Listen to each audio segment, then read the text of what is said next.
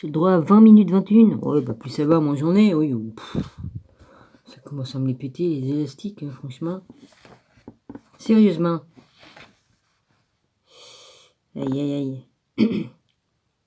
J'ai un peu du mal à respirer, j'ai avalé de travers. Donc j'ai un truc qui est parti dans la mauvaise direction. Je suis un peu embêté. C'est pas grave. Ça va passer. Ça aurait pu être pire. Ben, j'en étais où, moi, dans mon livre? Bonjour à tous mes abonnés, aux frères et sœurs, aux amis. Soyez tous bénis, je vous embrasse tous. Et puis, voilà. Je vous souhaite une bonne nuit pour ceux qui vont aller faire dodo. Et puis voilà. La voix ésotérique des chevaliers chrétiens. Excusez-moi. J'ai failli dire. Mon Dieu. Oui, bah vous avez compris ce que j'allais dire. J'en fais pas espoir, c'est ma dyslexie. C'est chiant. C'est vachement chiant. Des fois, sur le coup, je peux m'en rendre compte que ça vient, mais le mot que je veux pas dire, que c'est un autre qui... Enfin bref, vous avez compris. Mais des fois, ça part avant que je m'en rende compte. Voilà. Oui, bah j'avais bien compris qu'est-ce que j'allais dire. Bon, je m'en excuse. Alors, j'en étais arrivé à... Normalement, j'avais fini là. Je vais reprendre un petit peu au-dessus de l'écrit. Alors, le nouveau chevalier se lève, baise la main du célébrant qui lui donne le baiser de paix, puis s'étant incliné, il va recevoir de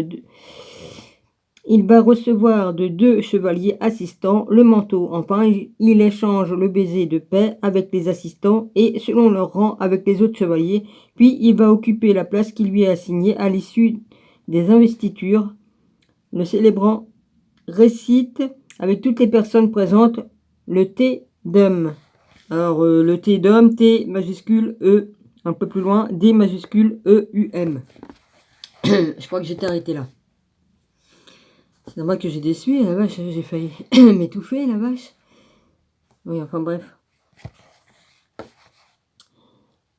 Puis même, on sait pas comment on est. De toute façon, j'ai mangé des trucs qui donnent des calories. Hein.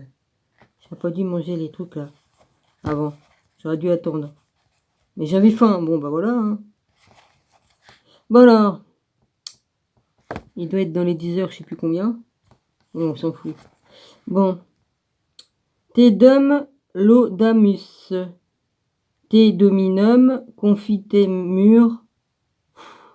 Vous voulez vraiment que je lise ça?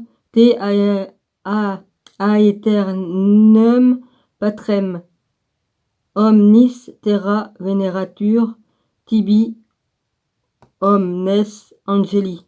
Tibi caeli et universae postetat tibi cherubim et séraphim. Incessabili vos proclamant Sanctus, Sanctus, Sanctus, Dominus, Deus, Sabaoth, ça je connais, Sabaoth, Plenison Caeli et Terra, Meistatis, Gloria, Tua, T-U-A-E, ou Tuae, je sais pas, non, il n'y a pas d'accent, il n'y a pas d'accent dessus. Te glorius, Te gloriosus, Apostalorum charus. Non, chorus, excusez-moi. Te prophetarum, je sais ce que ça veut dire. Laudabilis numerus. Te martyrum candidatus lauda exercitus. Après c'est te per orbem terrarum. Sancta confitetur ecclesia. Patrem imesae meistatis venerandum. Alors il y a deux U, je sais pas comment on prononce parce que c'était U-U-M. Tuum, alors verum et unicum filium. Filium. Sanctum, quac ou quoque, paraclitum, spiritum. Turex gloria Christ. Bah excuse-moi Jésus, hein.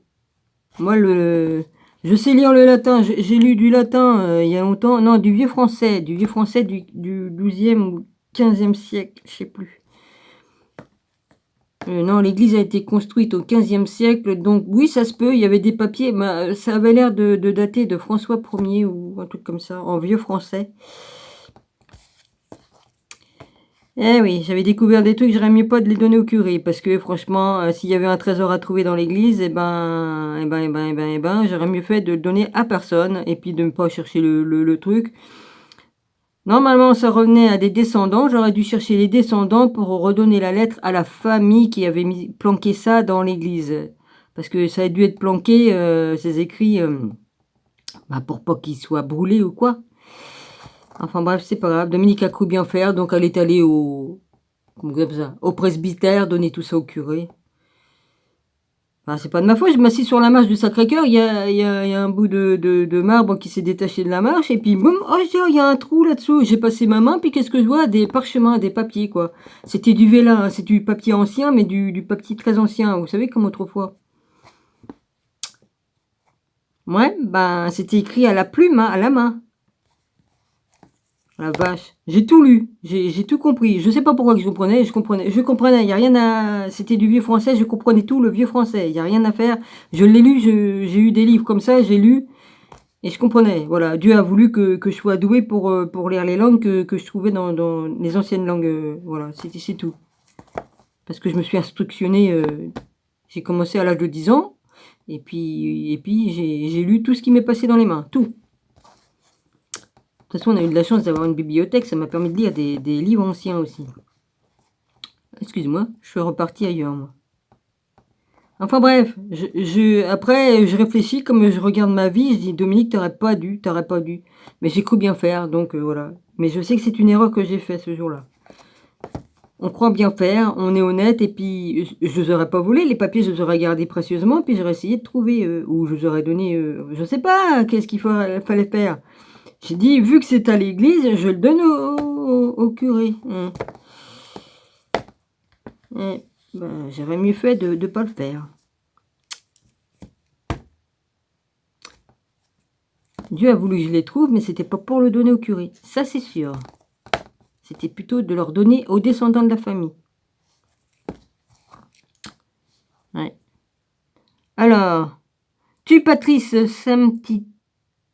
Sempiternus S. Filius. Tu, T majuscule U virgule. Ad liberadum subturus hominem nom Oruisti Virginis.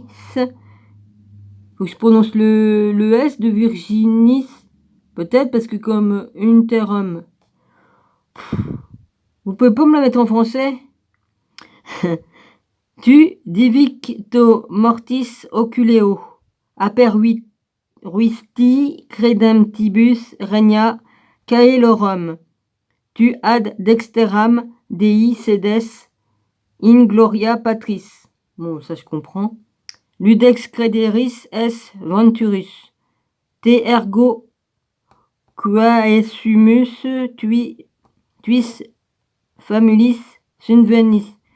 Ouais, j'avais trouvé, moi, un missel de messe, enfin un truc de messe, c'était tout en latin, c'était du 18e siècle. Ouais. Quo predioso sanguine redemisti aeternac fac cum sanctis tuis in gloria numerari. Bon, ben ça c'est un peu plus facile à comprendre. Salvum fac populum tuum domine. Et benedict hereditati tuae. Ou toi. Ben, il y a un E au bout, alors je sais pas s'il faut le prononcer. Et rege eos. Et extol ilios huc in. Oh putain, ça me fait chier. Excusez-moi pour le gros mot. Non, je vais mettre 200 ans à lire ça, et puis le truc, il va être fini, ça va même pas être fini de... Oh, merde. In aeternum. Ça va jusqu'où, ça? Ah, c'est terminé après. In aeternum per singulos dies benedictimus te et laudamus nomen tuum in saesculum et in saesculi dignar domin di isto sin peccato nos custodir me miserer nostri domin miseres nostri fiat misericordia tua domin super nos quemad modum speravimus in ti. Ah, les E, il faut les prononcer en I, hein? Oh la vache. Ça a l'air de sonner mieux. Inte, bon, je sais pas, inte domine speravi. Et si on dit inti domine spera, bah non, normalement ils auraient mis un I. Non confurda dar in aerternum. Ternum. Bon, là on voit les chevaliers, je vous montre pas les têtes parce que je sais pas s'ils sont encore vivants. Il y a une dame, il y a une autre dame, puis un monsieur, et puis ils font l'adoubement en mettant l'épée sur l'épaule. Donc, l'adoubement, véritable initiation, ordre secret du temple, chapelle patriarcale de Corde sur Ciel, Paul. Je sais pas si j'ai déjà démontré hein, sur YouTube, je sais pas. Voilà, le livre, ce sont des personnes qui existent, donc voilà, ils ont bien voulu qu'on les mette dans le livre, mais ils ont peut-être pas dit qu'on a le droit de le faire sur YouTube. Alors je sais pas, je les mets pas, d'accord. 6, chapitre 6. L'ordre de chevalerie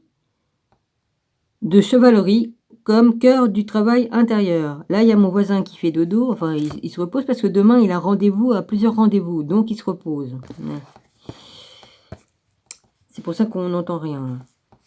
Alors, un ordre de chevalerie n'est pas une association ordinaire. Un ordre est une organisation pourvue d'une mission sacrée détentrice d'une tradition immuable et réalisant un microcosme doué de personnalité, une sorte de liturgie permanente de l'ordre universel. Un ordre de chevalerie est donc une puissance souveraine dispensant à ses membres l'initiation, la consécration et l'investiture de la chevalerie, réalisant ainsi la mission sacrée de toute chevalerie. Un ordre de chevalerie offre aux chevaliers et à leur cercle d'influence les lumières et les forces de l'immuable tradition de la garde et de la défense, assumant de son vivant.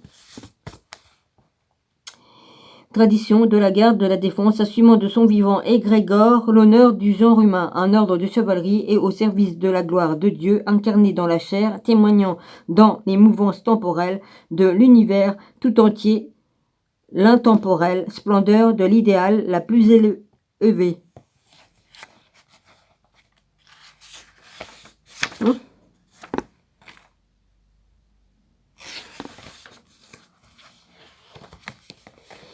Alors, or, dans cette période de gloire méconnue qu'on nomme le Moyen-Âge, apparaissent des ordres de chevalerie dont se préoccupe inquiètement l'histoire et dont le but principal était d'établir la cité terrestre sur le modèle de la cité céleste. Tel ordre passionnément discuté de ces guerriers blancs marqués de la croix rouge de ces Templiers qui, devant le symbole de Baphomet, incompréhensible aux profanes, juraient de protéger et défendre l'Église catholique, apostolique et johannite.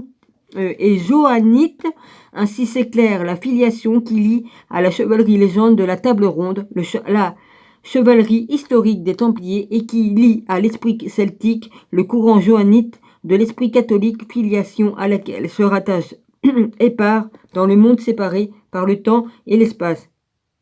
Ah, le morceau de le truc que j'ai avalé, il a envie de remonter, c'est pas le moment.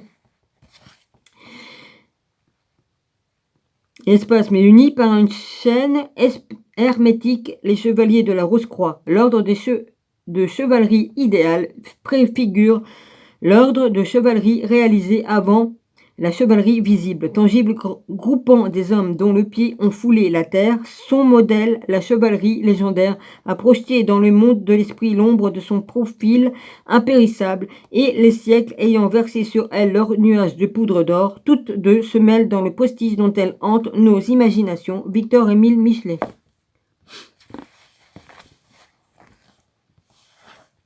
Comme exemple, évidemment que j'ai du mal à parler, ça machine sur les... J'ai un truc, ça racle.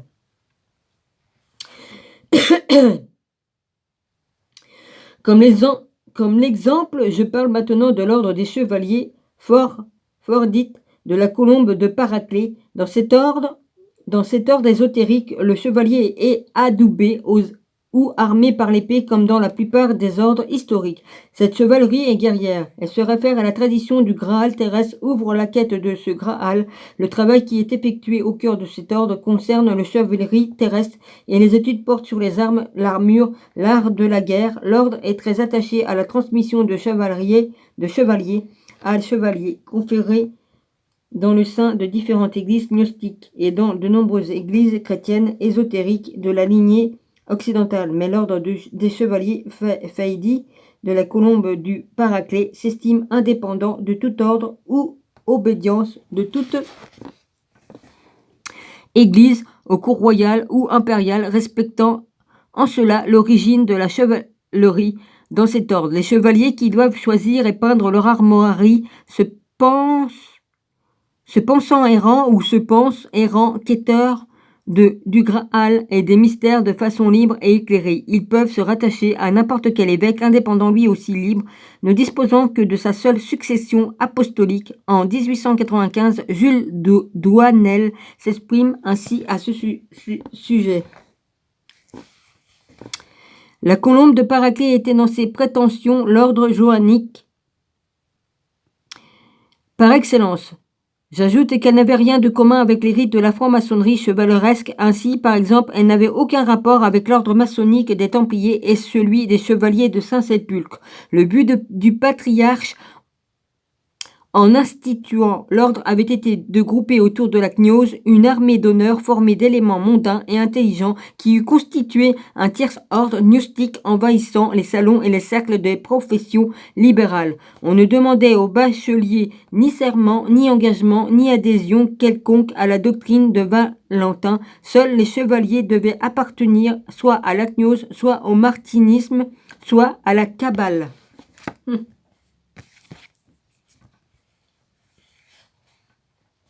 Dans la conception gnostique de l'éveil, c'est cette élévation qui peut conduire à la sainteté et à la déification. La capacité d'amour est fondamentale, mais il faut aussi comprendre que les capacités à la créativité et à la liberté le sont tout autant, car c'est l'union de ces capacités qui seule peut ouvrir l'intériorité à la réception entière de la divinité et permettre son déploiement irradiant dans toute son ampleur sublime. Seigneur, tu as donné un berger à chaque troupeau, et les bergers ont allumé des feux pour leurs troupeaux, afin que les troupeaux ne se pétrifient à cause du froid sur le chemin abrupt de l'histoire. Et cela durera tant que l'homme universel, fils unique de Dieu, n'aura pas ravivé le grand feu et n'aura invité tous ses troupeaux à se réchauffer. Vois comme se cachent profondément tous les métaux nobles les yeux des profondeurs de la terre. Qu'en est-il de toi, caché sous la cendre de la terre, la plus noble des pierres? Le pauvre laboure son champ et secoue la tête quand je lui dis, homme riche, sous ton champ aride gît au plus profond un lac d'or fondu. Ne secouez pas la tête, fils appauvri de roi, quand je vous dis que le corps est plus précieux que l'habit, et l'âme plus précieuse que le corps, et le roi ardent plus précieux que l'âme. Nicolas Velimitrovitch. Dans l'ordre des chevaliers, les chevaliers ne rêvent pas la réalité, ils cherchent à tirer le meilleur du monde profane en élevant la mise en commun de la pensée dans la foi, la réalité et appréhender telle qu'elle est. Mais l'ordre sait y introduire les germes de l'élévation, la puissance énergétique discrète qui va entretenir le phare dans la nuit. L'ordre sait aussi reconnaître au creuset même du monde sensible les occasions de manifester une vraie générosité du cœur. L'ordre n'est pas élitiste en soi, mais il est exigeant avec ses membres sur la nécessité d'un travail supérieur basé sur la respiration, la prière, les rituels antiques, l'expérimentation du silence intérieur pour laisser le divin advenir à la force psychique. L'ordre de chevalier n'a pas la volonté de transformer le monde, de l'aseptiser ou de sauvegarder la excusez-moi, les valeurs simplement. C'est le bout de biscotte qui remonte. Il est fidèle à l'aspiration profonde qui traverse les chercheurs de liberté. La volonté de mettre en valeur l'amour de la création et l'usage des ressources métaphysiques de celle-ci. Ouais, ça va bientôt être fini de toute façon. Alors, je vous embrasse tous.